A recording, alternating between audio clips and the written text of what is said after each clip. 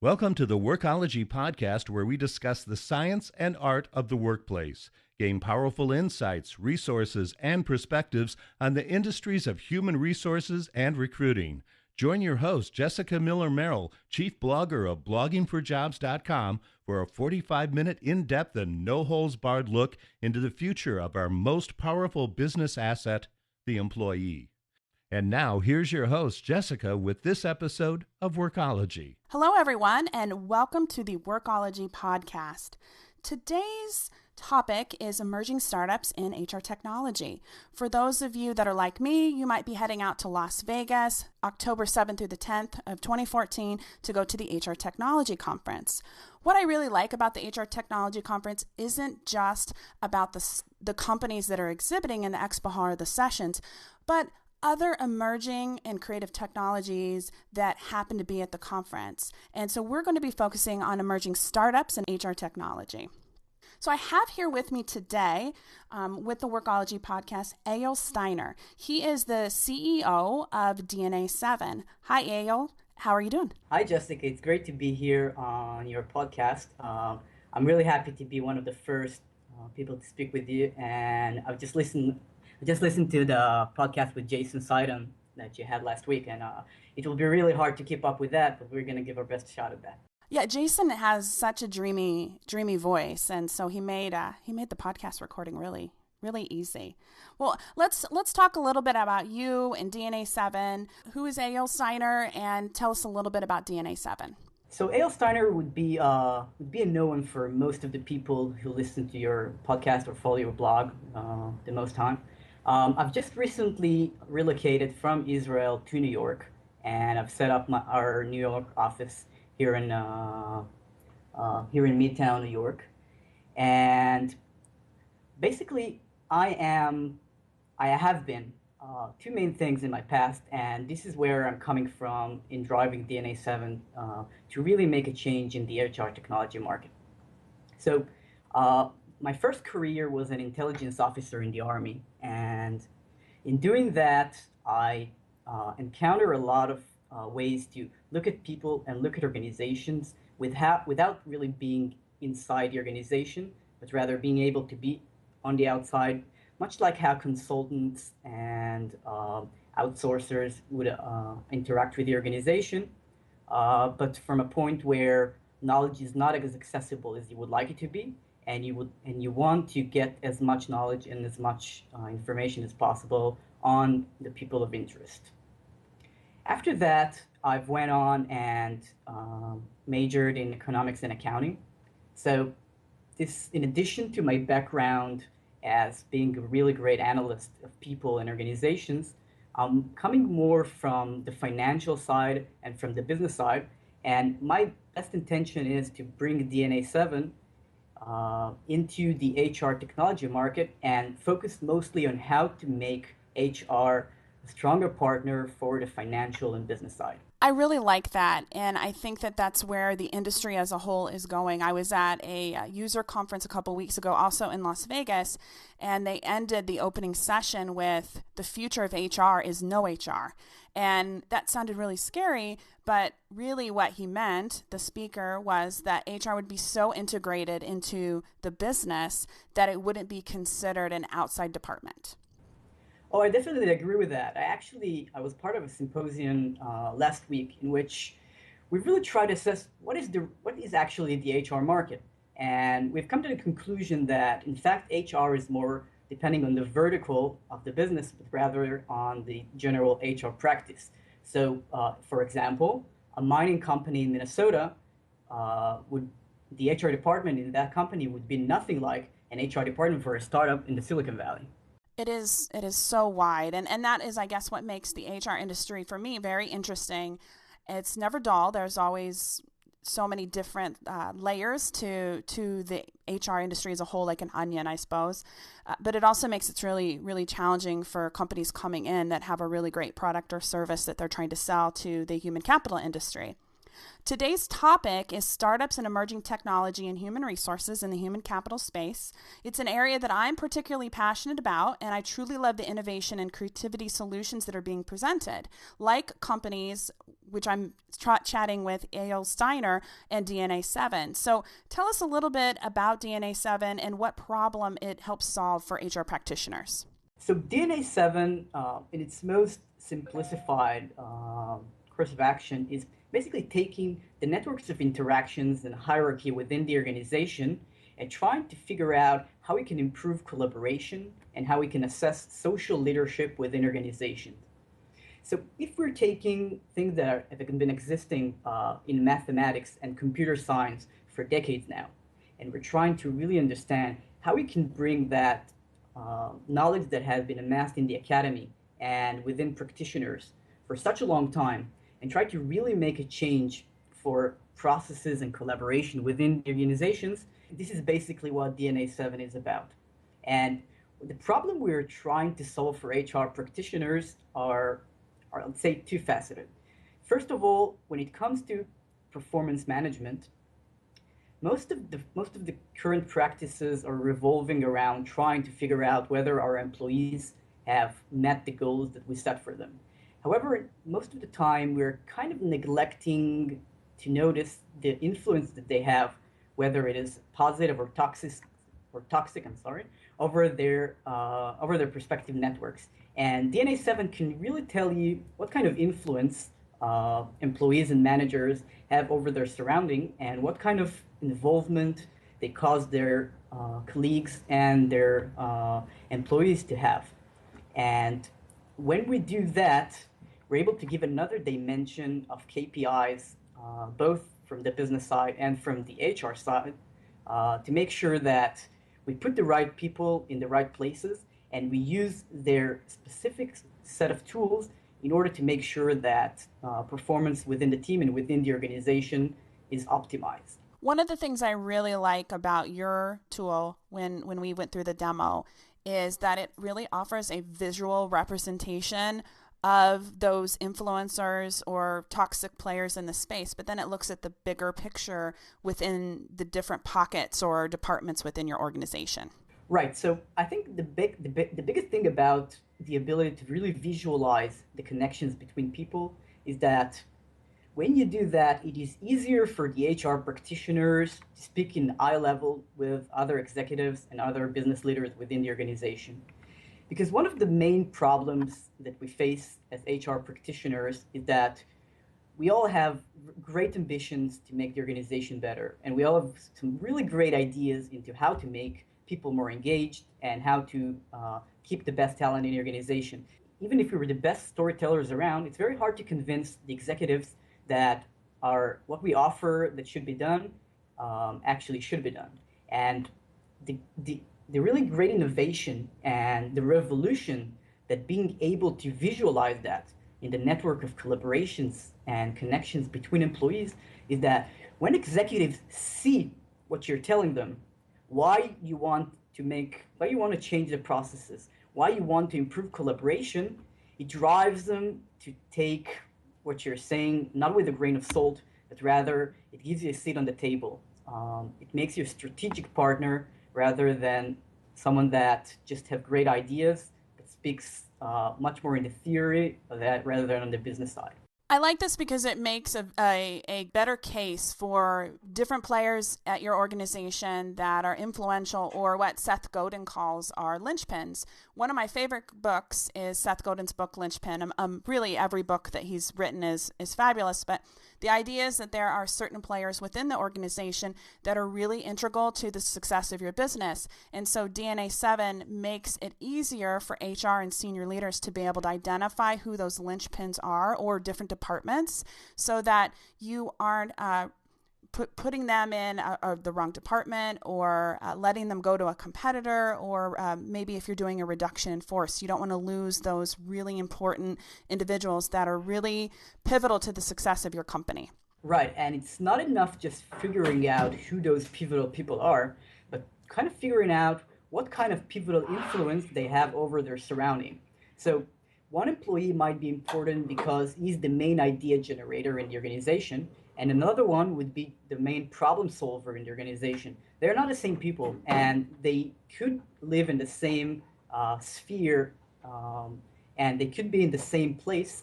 However, you might want to distribute them, and you might want to put the problem solver closer to teams that probably need that kind of expertise. So there are really a lot of knowledge that we have within the organization. Sometimes we know it.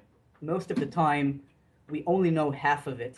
And DNA 7 really uncovers all that knowledge and really tells you who are both the formal influencers within the organization that you would normally know about, but also who are those informal leaders, the emerging leaders within the organization, and what are the strong points and how can they drive our organization to success. I love this. I really do. And you should check out Eyal's technology company, ping him on Twitter or shoot him an email or meet with him at the HR Tech Conference and just see what they have in store, because I really think, and I don't say this very often, but I really think that what they're working on and doing is really going to make a difference in your organization and help you have those conversations with your senior leaders.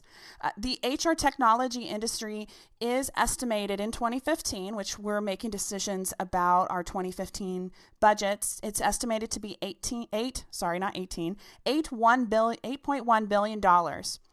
If you happen to be over at Blogging for Jobs, just go to the sidebar and just put in 8.1 billion and you'll be able to access an article that I've written about this and kind of understand where we've came from and why suddenly, maybe not so suddenly, but for those of us that are in the industry, why HR technology is kind of getting its day and is really growing as companies are looking at kind of updating or improving or expanding their workplace technology offerings.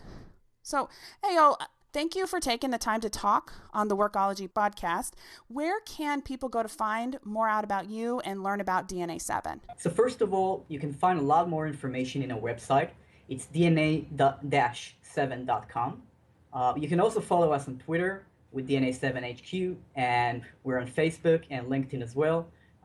We are welcoming you to create conversation with us, try to challenge what you're talking about, and this is really the only way that we feel that we can create valuable and great content for our followers and our potential customers. I'll also go ahead and put the information about Eyal and his company DNA 7 on bloggingforjobs.com. You just need to go into the sidebar and put maybe emerging HR startups, and you will be directed to this podcast where you can click on the links and be able to connect with him directly. Thank you so much, Eyal, for joining us for Workology Podcast. We are going to be transitioning over to a second interview as part of our Emerging HR Technologies and Startups episode, where we talk to 3 different emerging startups and their founders. So stay tuned. Thank you for having me in the podcast, Jessica. And we're back at the Workology podcast, and we're continuing our Emerging Startups and HR Technology episode. And I am talking to 3 different founders today in the HR technology space, sharing some of the ways they are changing the HR industry with their new companies and emerging technology. I have here with me Ravi Mikkelsen. He's the co-founder of JobFig, an HR technology company poised at providing an API for people's personalities. Hey, Ravi, how are you? Hey, I'm doing great, Jess. Thanks. So tell us a little bit about your background. Who's Ravi Mikkelsen?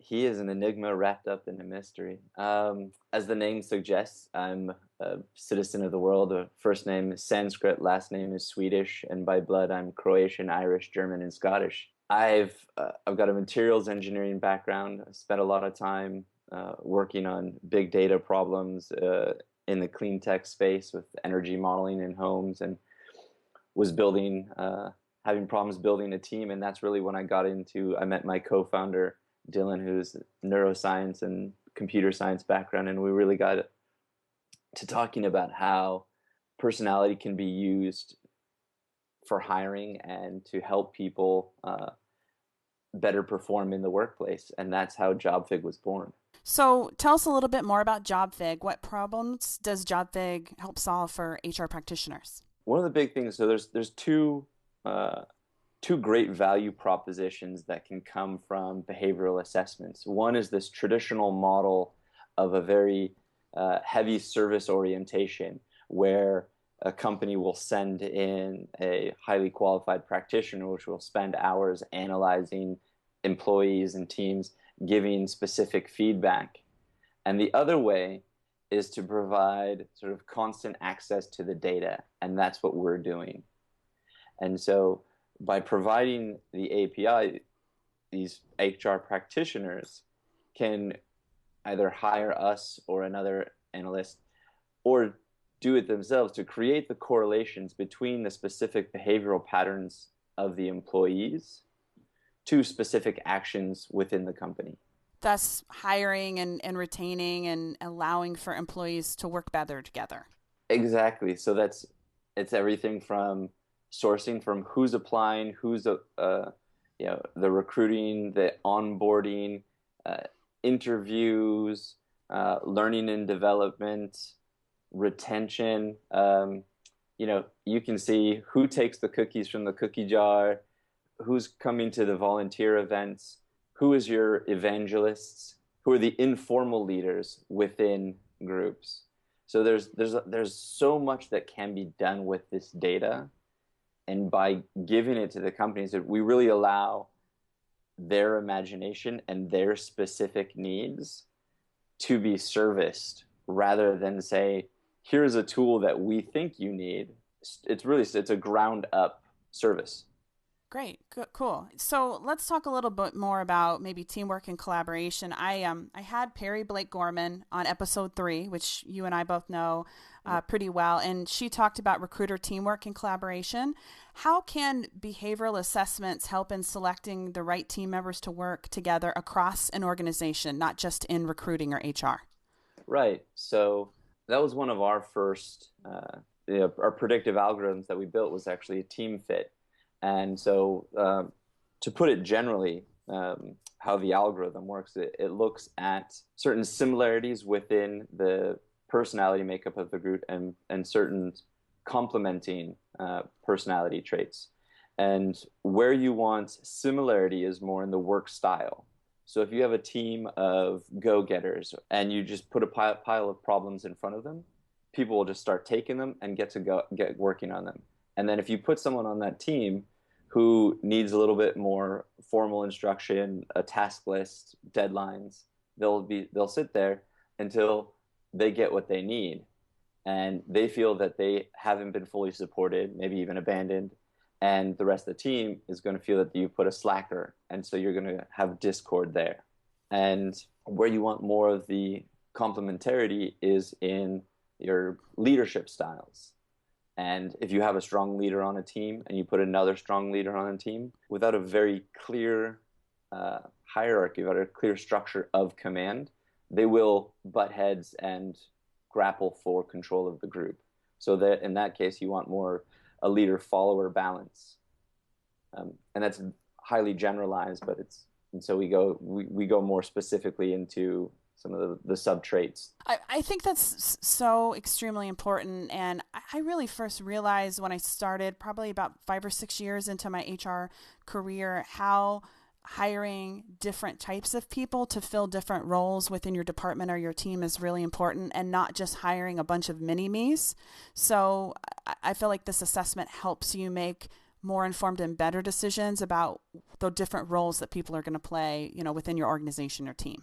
Right, exactly. One of the most common use cases for behavioral assessments in hiring is finding people like other people, and usually it's top performers. And that will find people who demonstrate behavioral patterns like your top performers, but if you put them onto a team, they may not, unless that team has a exact same makeup of the other team where that other top performer was, they may not be able to work well. And then suddenly you say, hey, why didn't this work? They're supposed to be just as good as this other person. So then it calls into question the science, the assessment, the company, the individual, and then that person either gets fired or leaves, and then they go to another company, and then they're a star, and then the company really starts scratching their head and say, what did we do wrong? How do you think that your guys' assessment that you provide is different than, would say, like some of the other assessments I've taken, like the Gallup ones, share your strengths.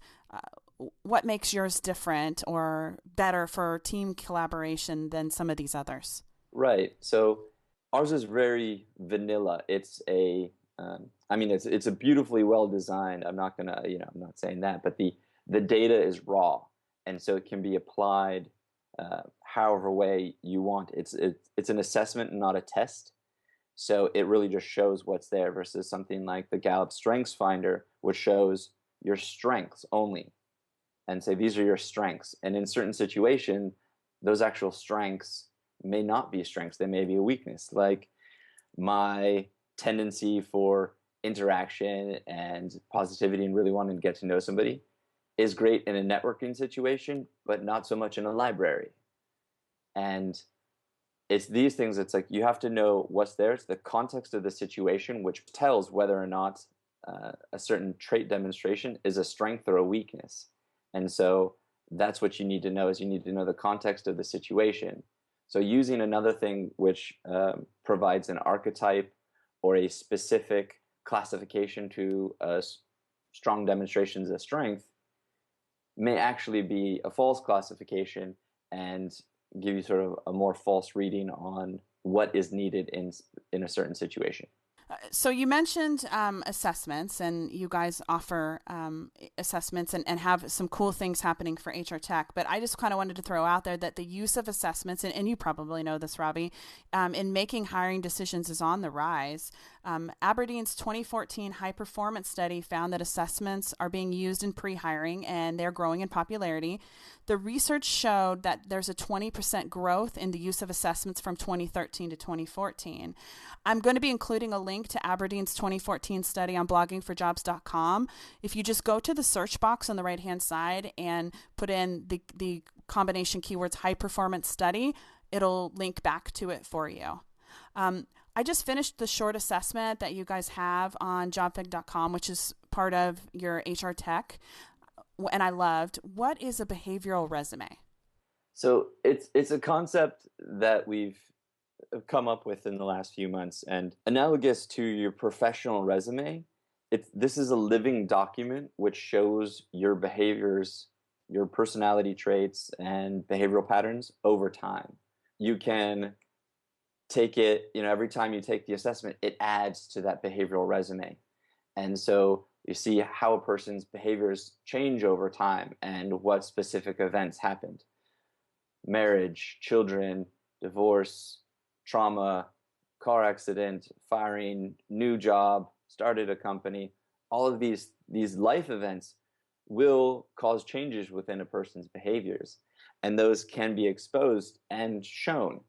And then you can see the changes over time. And then also knowing that you can look at a person's, let's say, someone in a new employee or a candidate just out of college, always a huge problem for companies to say, for these new hires, how do we tell who's going to be good? They have no prior work experience really to base upon. And so then you get, it goes after how Ivy was their school, what was their GPA, and all of these things which don't have a long-term correlation to performance. And so what you can see is, okay, which of these students have the right behavioral patterns of our VPs, of our longest tenured employees. So you say, okay, here's somebody who's applying for a product management position.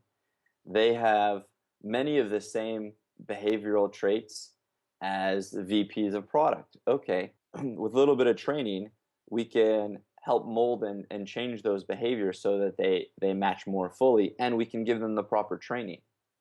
So it gives more insight into the potential of people and what they'll find enjoyment in as well. And we're starting to see a shift from what you described, the relying on your GPA, your Ivy League education. Google has been a company that has long talked about how they were only hiring people with certain backgrounds and degrees and, Harvard or Stanford degrees. So they've suddenly made a shift. And so it makes sense that an assessment like this, you want to uncover the qualities, the best qualities, the best kind of candidate to have them stay with your organization, but also perform the best in the time that they're with your company.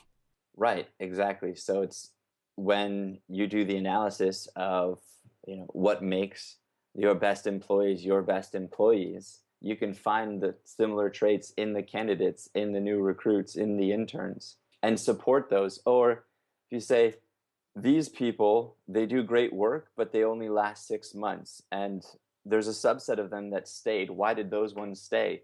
Oh, those ones stayed because they got this specific support, whereas the ones that left didn't. So now, knowing that, and you see those behavioral patterns on that person's behavioral resume, they can give them that extra support so that they stay longer and they continue to perform greatly. And another difference about the behavioral resume versus sort of the results of a more traditional assessment is that it stays with the person. So like on the one you took, you logged in with LinkedIn. So now that's tied to your account. So if you go somewhere else, you just log in again and then it comes back to you. It doesn't stay with, blogging for jobs, or doesn't stay with a company. It stays with you personally. Which I think is extremely important, like that you're looking at the long tail of your career. And as you said, different events and parts of your life, certain things sort of lead you down paths professionally and personally more than others. One of the other things I really liked about the assessment, and I think this is one of the first that I'm aware of, is that you can take the short assessment via your mobile device. Right. So it's mobile optimized. It's not a native app. It's right through the web, and I think I'm actually faster on the phone than I am on the computer. It's because it creates almost a muscle memory with your thumbs for hitting the targets, and those don't move, so you know exactly where they're going to be every time, and it's fast and it's fun actually. Well, thanks for taking the time to talk to us today, Ravi. Where can people learn more about you and what you do and JobFig? So if you go to jobfig.com, JOBFIG.com, you can sign up to hear more. We're going to relaunch the product on October the 6th for HR Tech Conference. And otherwise, you can just find me on Twitter, Ravi Mikkelsen, or JobFig, and shoot me a note. Well, awesome. You can also go by the JobFig booth if you're at the HR Technology Conference. It's booth number 813. Thank you, Ravi, for joining us and talking a little bit about you and JobFig. We'll be back in just a minute for our final emerging HR technology featured as part of this Workology podcast. Stay tuned. Thanks, Jessica. We're here for our third and final interview as part of the Emerging HR Startups in Technology podcast. I'm here with Dan Chait. He's the CEO and co-founder of Greenhouse. Welcome, Dan. Thanks. Nice to be here.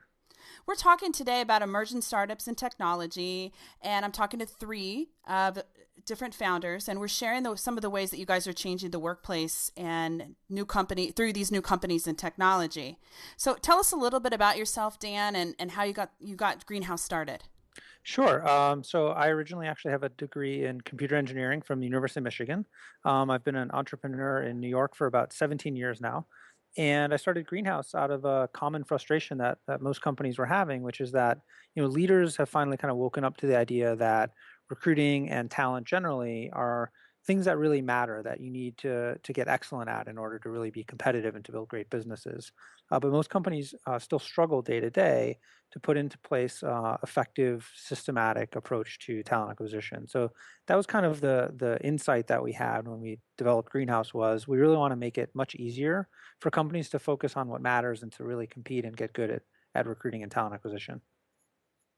Improving quality of hire is an extremely popular topic in HR and recruiting industries. I know it's going to be on the minds of attendees at the HR Technology Conference. How is Greenhouse helping to improve hiring decisions and drive these efficiencies? Yeah, it's a great question. I would say in general, the main problem I think that most companies are struggling with is that most of the decisions that we make throughout the talent acquisition pipeline, from the acquisition of candidates and prospecting for the top of your funnel, all the way through hiring and interviewing and moving people through, almost all of those decisions are made with very little data, or very little in the way of information or insight. So what people are left with is kind of falling back on familiar habits, or sort of the attitudes and folklore that get passed around the company. And it's just really difficult to scale and build a high performance culture based on so little insight and so little data. So fundamentally, we're about trying to help people make better decisions through better access to data and a little bit more of a structured and planned approach. And maybe I'll give you kind of one example that'll highlight that.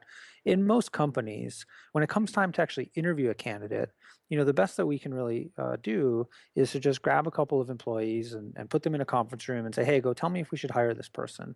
And that's a story that plays out time and time again at companies all around the world. Unfortunately, those employees come into those meetings with the candidate with really very little idea of why they're in that meeting, what they should be focusing on, how to conduct an effective interview, who else has the candidate met with before, and what are they supposed to be meeting with afterwards? And lastly, what type of feedback is needed to be captured so that we can really make a good, effective decision afterwards. So by showing up kind of unprepared and having an unstructured interview process, most organizations end up wasting tons of their own time, but worse, they deliver a really poor candidate experience, and it gets really hard to make sound decisions. So with Greenhouse, we solved that problem by designing and preparing interview kits. So a Greenhouse customer logs into the system when they create the job openings. They go through an exercise of actually planning out what are the criteria that you're going to hire based on, what skills do you need to look for, what are the key personality traits and cultural fit that you need to hire based on, and then based on that, which interviews you're going to put each candidate through, and ultimately writing out the script for each interview question. And what that results in is that when I, as a line employee, show up to do an interview, I actually have brought with me an interview kit, which comes from Greenhouse, and it shows me exactly who I'm supposed to be focusing on, or what I'm supposed to be focusing on when I meet that candidate. Is this primarily a cultural interview? Am I here to test a particular skill?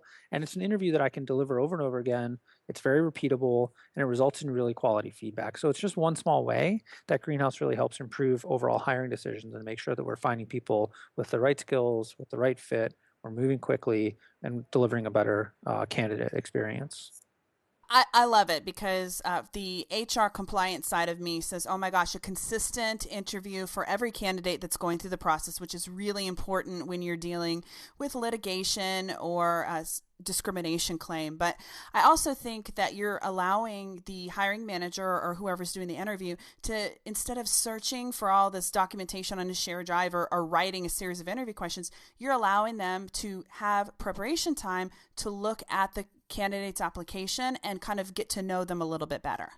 That's right. And actually, that's one of the really exciting things that we've seen is that, we're used to there being this trade-off between compliance on the one hand and high performance on the other. And we're kind of like ingrained in most people is the idea that, geez, in order to follow the rules, we have to do things worse, right? We have to be slower, we have to fill out more paperwork, and it's just more hassle than it is payoff. But in this case, what we've seen is that overwhelmingly, companies actually benefit from a little bit more structure and planning up front. They actually can move a lot faster. They can make better decisions. It's a much more pleasant experience for your employees and the candidates alike. And ultimately, you make better decisions, which is the point of this whole thing to begin with. So it's really neat to me as someone who's an executive, but also who used to run HR, to be in that position of actually giving HR that proverbial seat at the table where they can bring to the executive suite, hey, here's a high performance set of tools that really does help you do the things that you care most about, but also helps us on the sort of HR internal side be more sound legally and from a compliance standpoint. So I'm glad you pointed that out because I think that's actually a really neat piece of what we're doing.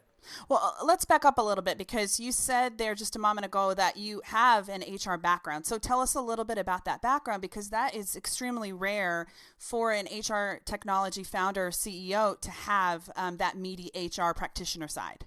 Yeah, that's a good question. So I think like most young people, I didn't grow up, wanting to be a recruiter as a kid. I probably wanted to be an astronaut or policeman like everyone else.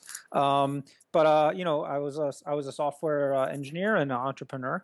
I started a technology consulting business in the early 2000s. The whole founding team had a similar background to myself. We were all basically engineers, and so we were doing big consulting projects with big customers and building the business. And sort of as the business started to scale up, we realized that like if we weren't competitive at talent acquisition, the business really wasn't able to scale. And on the other side of that, if we could get the talent that we wanted, if we could be really competitive at it, then we had no limit. We could basically achieve anything. And so it really was something that we were forced to focus on as a business. And so I took it on as my job, and I basically moved from being, just a software engineer and being a consultant to actually, being a recruiter. And then as we built out the teams, I hired our recruiting team and ultimately led HR as the company grew globally. So I sat in that seat for many years, both as a recruiter, a recruiting manager, and then ultimately as an HR leader.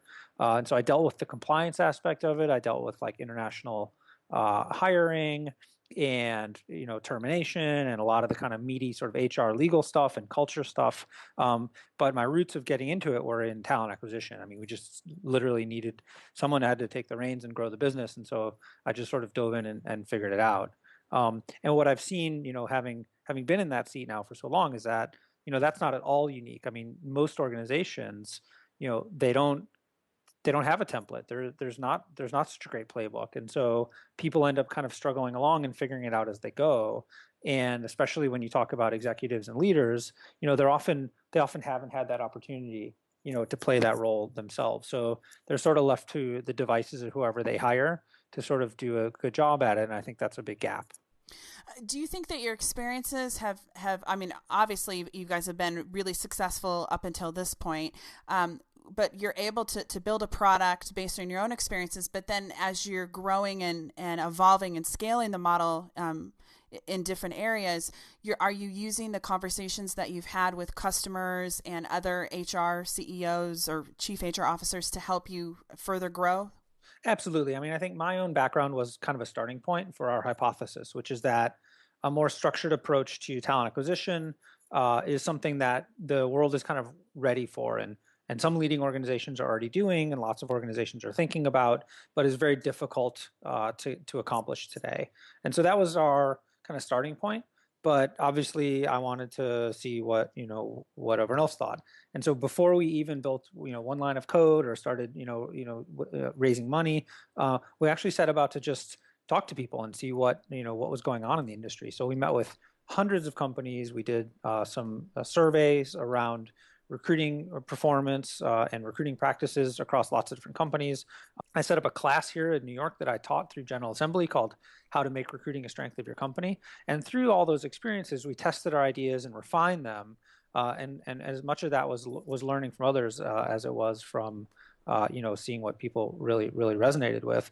But ultimately, I think what we hit on was something that's fairly universal. I don't think Greenhouse has a monopoly on good recruiting ideas. I think what we're trying to do is more make it easier for companies to do things that they sort of already want to do anyway. I mean, I think those of us that are in the field, we go to the conferences, we go to HR Tech, and we read the Lou Adlers of the world, and it all sounds great. But then we go back to our office and everything's kind of the same, right? People are still showing up in interviews asking random questions off the top of their head.